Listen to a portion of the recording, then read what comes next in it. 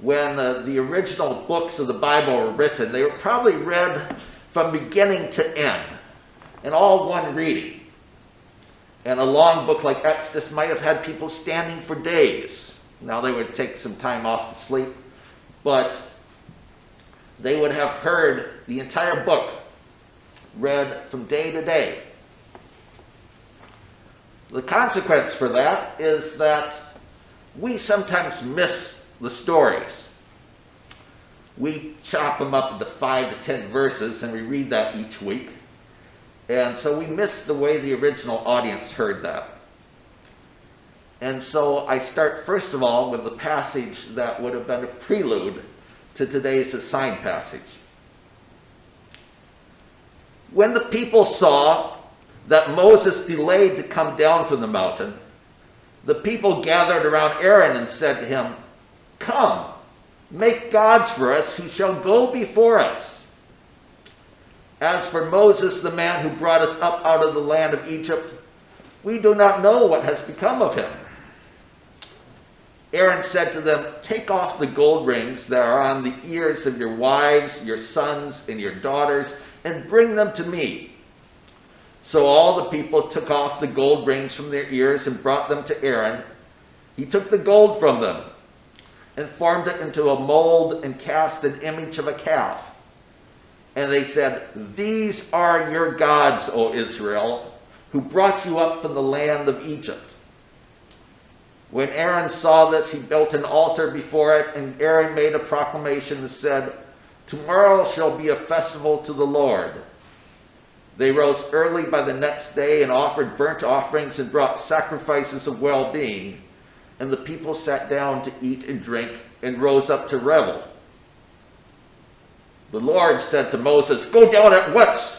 Your people whom you brought out of the land of Egypt have acted perversely. They have been quick to turn aside from the way that I commanded them. They have cast for themselves an image of gold and have worshipped and sacrificed to it, and said, 'These are our gods, O Israel, who brought you up out of the land of Egypt.'"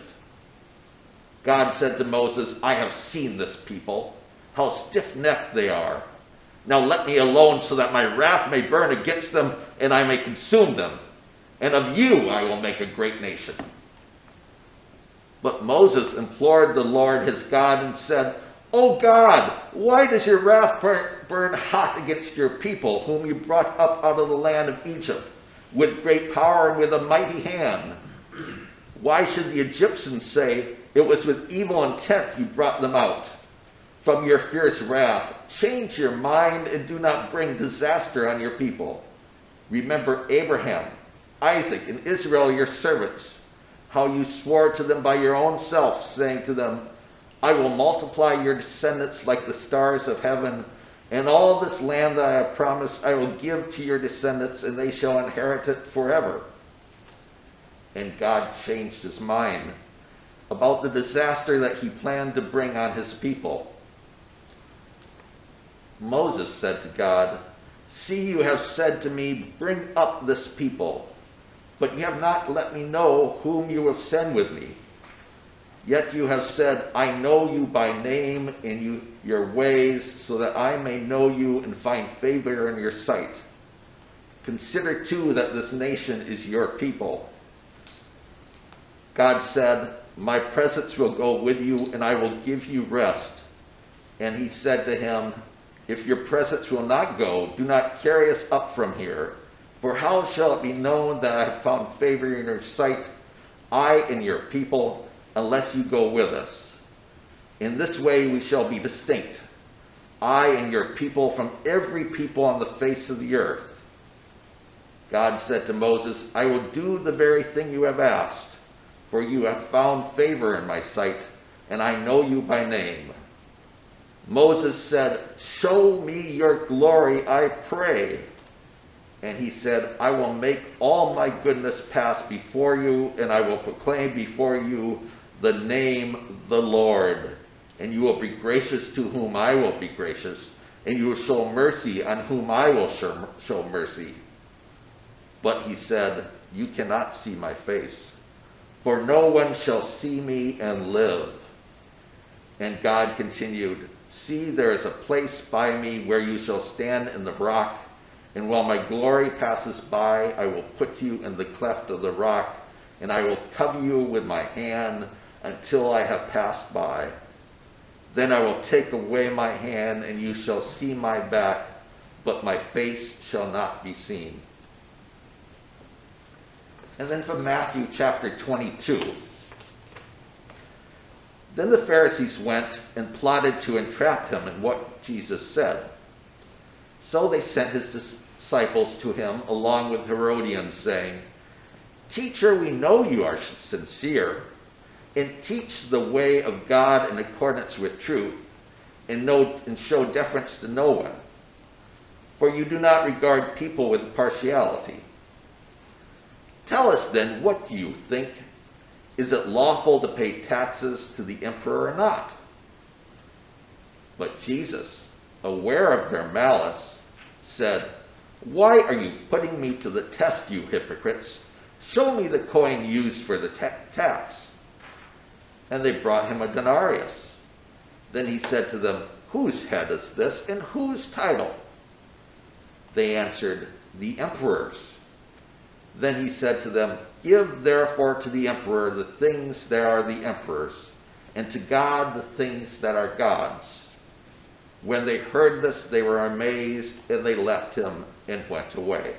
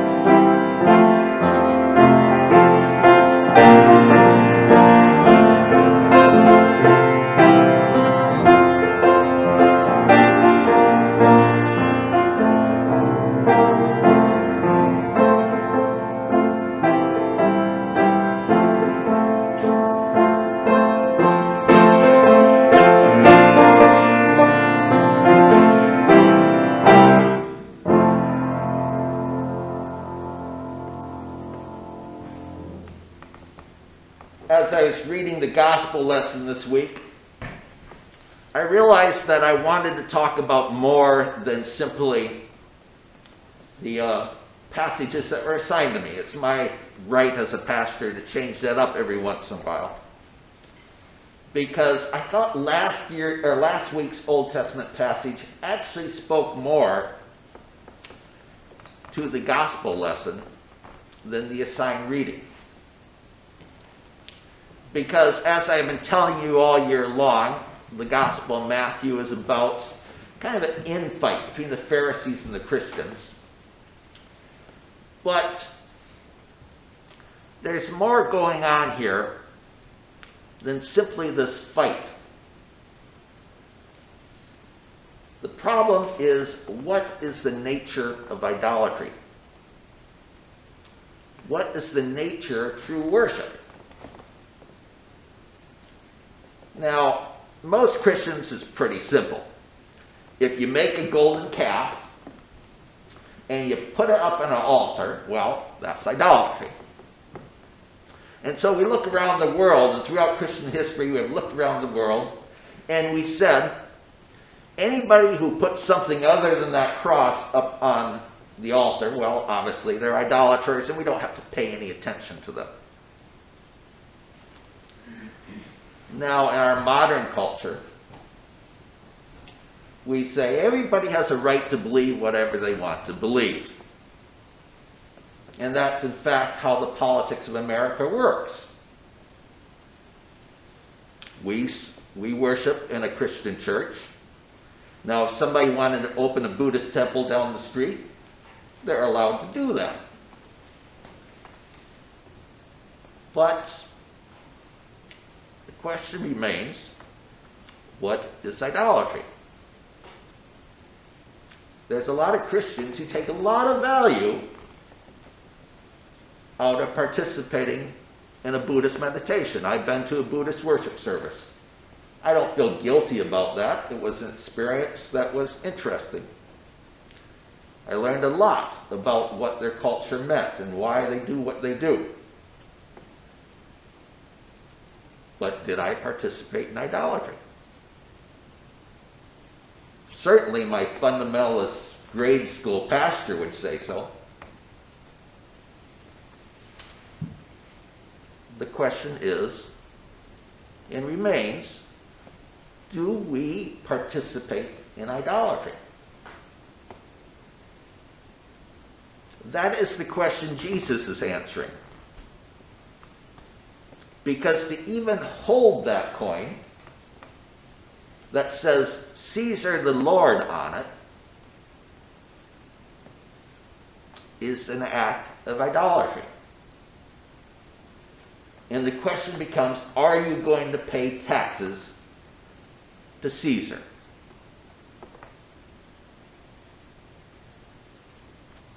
And the Christians didn't want to say, well, we are going to pay no taxes. We are not going to do anything that's going to offend the Roman government. That would mean they would be put to death on crosses, every single one of them. So how do they deal with that? Essentially, the Pharisees and the Christians said the exact same answer. They said, we're going to ignore the issue. We're going to pay our taxes, because otherwise they're in trouble. And we're going to continue to worship God. But Jesus' answer is a little bit more subtle. Jesus says, that coin belongs to Caesar. My heart belongs to God. My heart is going to be directed to God. Now I'd like to ask you a more important question, is how do we put it into practice? How do we turn to worshiping God? And that perhaps is the tougher question for our society. Our scriptures today don't exactly address that issue. But we have put certain practices into place that allow us to worship God. That allow us to recognize what worship means. If you talk to some people, if they say, I can worship God out in nature, I worship God when I hold a baby, I worship God when I feel something like a beautiful sunset. They use that phrase, which I absolutely hate, spiritual but not religious. Because they feel something. And there's nothing wrong with the feeling. I get that same feeling. There are moments in our lives when we realize we have encountered the sublime, a liminal moment where we are close to God and God is touching us, speaking to us, and we feel this warm, loving feeling, this beautiful feeling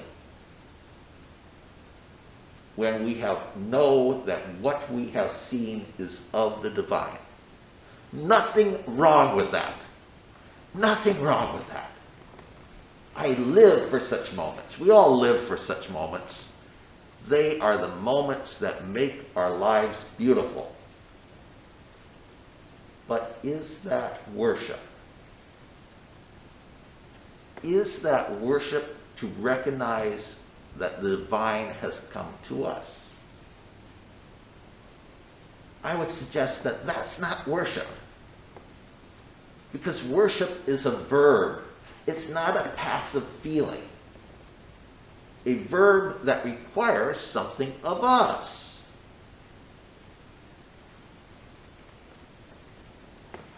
Now, our people listening on the internet right now don't realize that our worship service always starts with a prayer called the call to worship. Now, I usually cut that out because YouTube tells me if I keep this video down to 20 minutes, you pay more attention to it. But you lose something with that. The fact of the matter is, we are expected to come out of the world. We pay our taxes, and then we come out of the world and we release those idols that hold us back.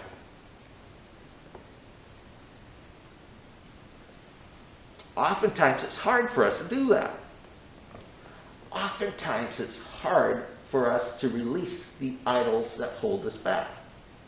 We've got to pay our taxes. We've got to get things done. We are so caught up in what we're doing, what seems important to us, that we miss a chance to worship. We miss the chance to come in and say, this Sabbath, this Sunday, will be the day, the time that we focus ourselves on God. We are going to actively attempt to find the sublime, to recognize the liminal that's in each of our lives all of the time. That requires us to release those things that we have to face each and every day. So we have the call to worship, a prayer that releases us from that, and then a beautiful song that Jack will play for us. The next thing we do, and this is what the passage of Mount Sinai is about, is we pay attention to what God is speaking to us. This passage we're reading from Exodus is the time when Moses received the law. We sometimes think that's a terrible time. That's a glorious time. That is God speaking to God's people and saying, I am there with you. I am binding you together in a great fellowship. The truth of the matter is, we love fellowship. We love the covenant of community. It's the reason why we're worshiping together in this church, this sanctuary. We didn't want to put it off. We love this, don't we? Now, there's some churches, a lot of churches in this country, who said, it's too dangerous yet. And I respect that. They are saying their covenant operates in a different way. They are saying, I am not going to risk anybody else's life. There's another United Church of Christ that's not too far from here, that's about the same size, that has 4 members to their congregation right now, dealing with COVID-19. That's a scary thought, because it could have been us. It's a small town. It could have been us. And there's a lot of other churches who said, our covenant is about making certain everybody else in the area is safe. The 3 number 1 places where you can get COVID-19: bars, restaurants, churches. It's a risk. But either way, it's about the covenant and the fellowship. About recognizing that God is speaking to us. It is about reading the Scriptures. In the Reformed tradition, we continue on with the pastor's preaching, so don't forget that my preaching is God speaking to you. All right. That's a little boasting, and I try to do that with a certain amount of humility and false pride there. But it continues onward.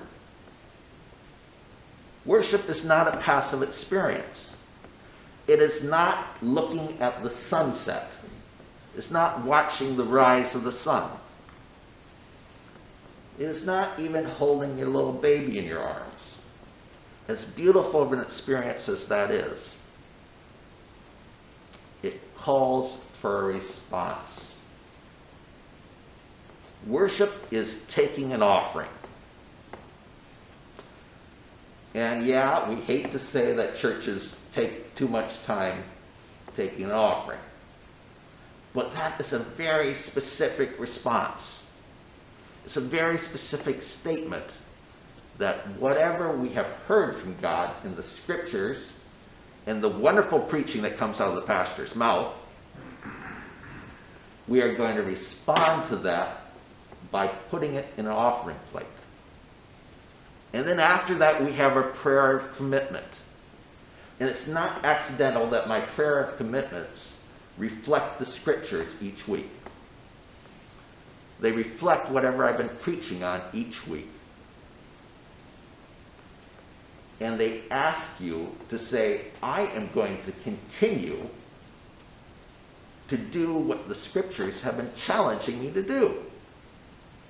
I am making a vow before God to walk out of the sanctuary and continue to worship in my daily lives.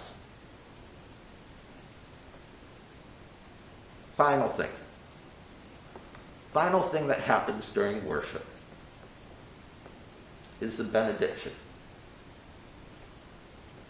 The benediction is a reminder that God has blessed us. Oftentimes it's written as a challenge to go out and to follow what you've learned. But either way is a sign of grace. It is a sign that God has been speaking to us. The benedictio is to offer them a blessing.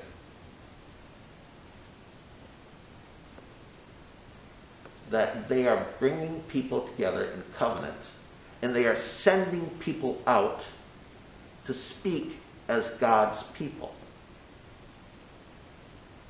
The essence of worship is not just a feeling, not just that thing that happens some of the time, but is an ongoing tradition that builds for the future. It is a blessing to us. Amen. Holy God, we have come to worship you. Now we return to the world as your servants. We will pay to Caesar what is Caesar's, but our hearts will remain yours now and forevermore. Amen.